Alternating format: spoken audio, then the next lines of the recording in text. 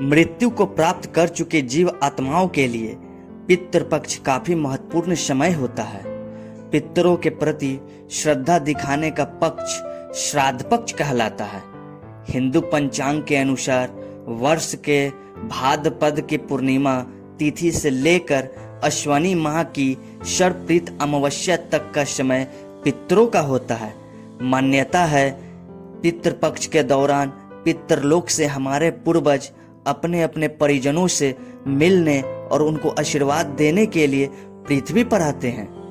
पितृपक्ष में पितरों को प्रसन्न करने के लिए उन्हें तर्पण, श्राद्ध और पिंडदान दिया जाता है।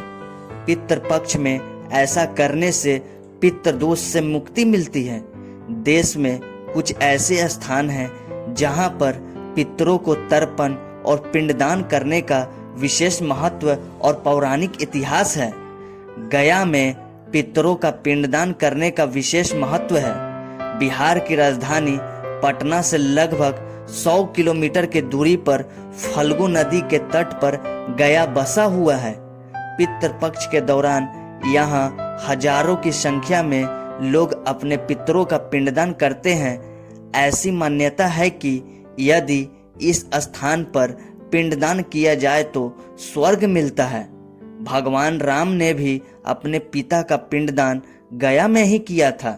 पितृपक्ष में गया तीर्थ में जाकर हम पितरों का श्राद्ध तर्पण करके पितृ ऋण से मुक्ति पा सकते हैं, क्योंकि स्वयं भगवान विष्णु पितृ देवता के रूप में गया तीर्थ में निवास करते हैं। प्रयागराज, प्रयाग को सभी तीर्थों में प्रमुख स्थान माना जाता है। यहाँ पर 3 नदियाँ गंगा, यमुना और सरस्वती का संगम होता है। पितृपक्ष में प्रयाग का विशेष स्थान है। माना जाता है पितृपक्ष में बड़ी संख्या में लोग यहाँ पर अपने पूर्वजों को श्राद्ध देने आते हैं। बद्रीनाथ, बद्रीनाथ भारत के 4 प्रमुख धामों में एक है। यह स्थान भगवान विष्णु का है, जहाँ पर विराजते हैं।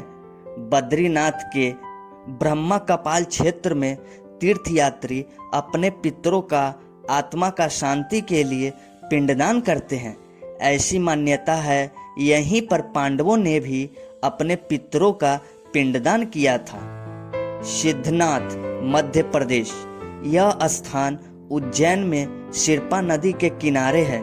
यहाँ पर भी पितरों को श्राद्ध अर्पित करते हैं। ऐसी मान्यता है कि इसी स्थान पर एक वट वृक्ष है जिसे माता पार्वती ने अपने हाथों से स्वयं लगाया था। पितर पक्ष में बड़ी संख्या में लोग इस स्थान पर अपने पितरों को श्राद्ध देते हैं। काशी, ऐसी मान्यता है कि काशी में मरने पर मोक्ष की प्राप्ति होती है। काशी पूरे संसार में धर्म और अध्यात्म के लिए जाना जाता है। यह नगर भगवान शिव का माना जाता है। काशी में पिशाच मोचन कुंड पर श्राद्ध का विशेष महत्व होता है।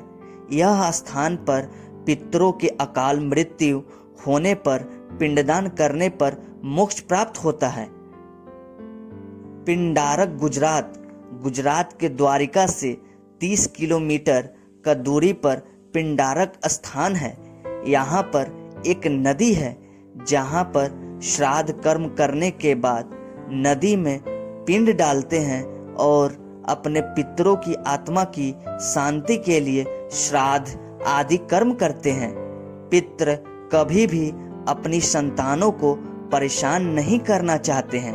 वे बहुत दयालु होते हैं, लेकिन संतानों की उपेक्षा से दुखी हो जाते हैं, क्योंकि संतान के द्वारा श्राद्ध कर्म और पिंडदान आदि करने पर उन्हें तृप्ति मिलती है और वे अपनी संतानों को धन, धान्य और खुश रहने का आशीर्वाद देते हैं। पितृ ये नहीं चाहते कि उनकी संतानें उनको तृप्त करने के लिए बहुत कुछ करें। वे श्रद्धा भाव से किए गए श्राद्ध के खुशी के साथ स्वीकारते हैं। कहा भी गया है कि श्रद्धा के बिना श्राद्ध अधूरा होता है। इसी से जुड़ी है श्राद्ध पक्ष की पौराणिक कथा। जानते हैं कि कैसे श्रद्धा भाव से प्रसन्न होकर पितर देते हैं अपना आशीर्वाद। पौराणिक कथा के अनुसार जोगे और भोगे नाम के 2 भाई थे। दोनों अलग अलग घरों में रहा करते थे। जोगे के पास धन की कोई कमी न थी, लेकिन भोगे निर्धन था।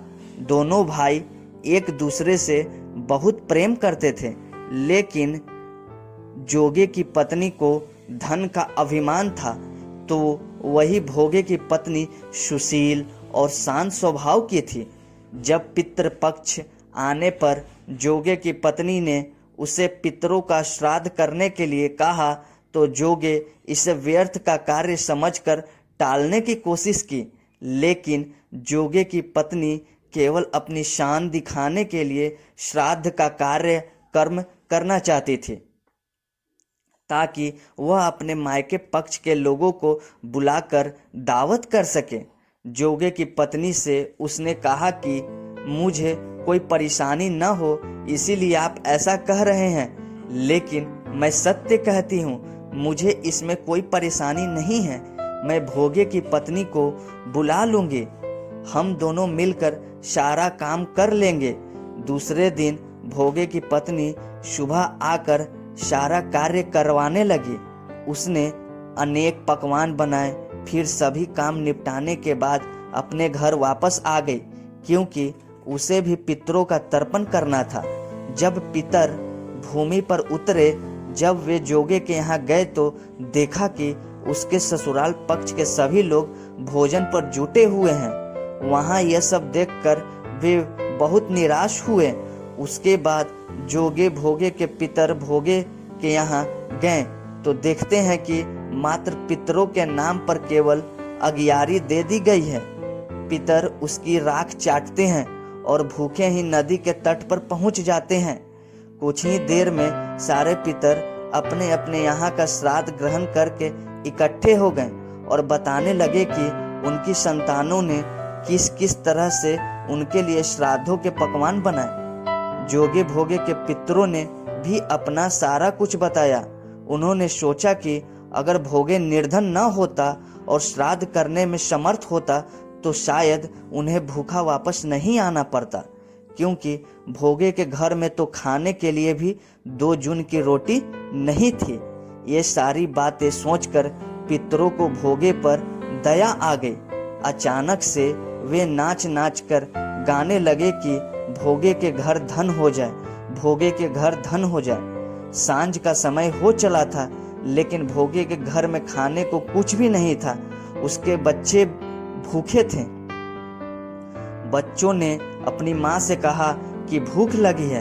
तब उन्हें टालने के लिए गुस्से से गरज कर भोगे की पत्नी ने कहा कि जाओ, आंगन में होदी आंधी रखी है, उसे जाकर खोल लो, उसमें जो भी मिल जाए आपस में बांटकर खा लेना।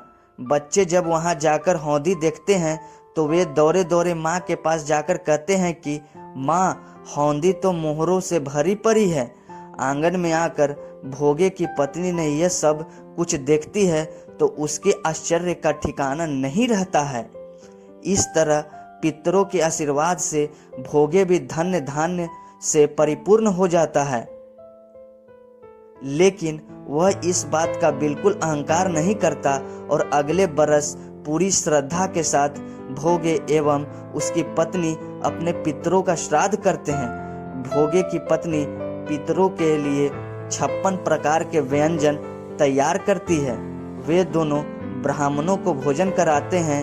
अपने जेठ जेठानी को बुलाकर सम्मान के साथ सोने और चांदी के बर्तनों में भोजन कराते हैं। इससे उनके पितर बहुत प्रसन्न होते हैं।